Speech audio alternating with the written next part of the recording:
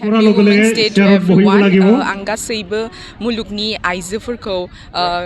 आंनि गोसो गोरबो सिंनिफ्राय गासैखौबो Women's Day wish खालामो आरो so that like गासैबो आइजोफोरा वर्ल्डआव गावनि राइट्सनि थाखाय गावनि राइट्सनि थाखाय जेन फाइट खालामनो हायो जेब्लायबो. Thank you and happy everyone. তানামি বাক্সাকা মোৰ ঘৰ হৈছে মেঘালয় মই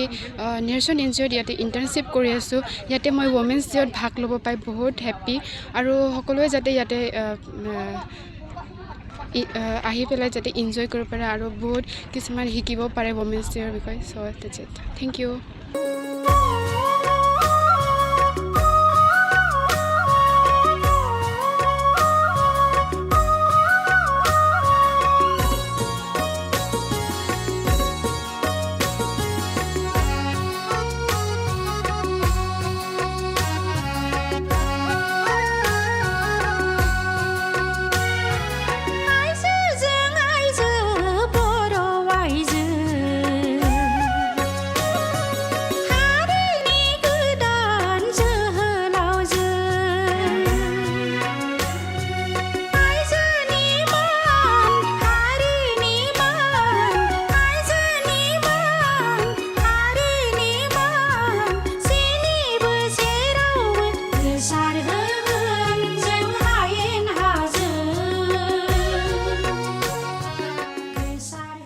गय गायग्रा आबादारिफोरनि थाखाय मोनसे मोजां खौरां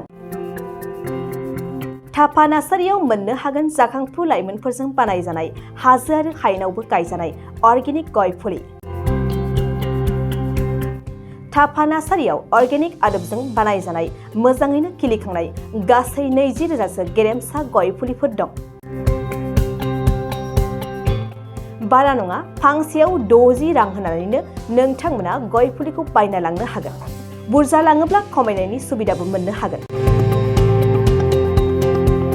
थापा नार्सारिनि गुबै थङा क'क्राझार सहरनि सानजा फारसे थानाय बावखुंग्रि हाजोजों नांजाबनाय हरिनागुरि गामि हाथाइनि साखाथियाव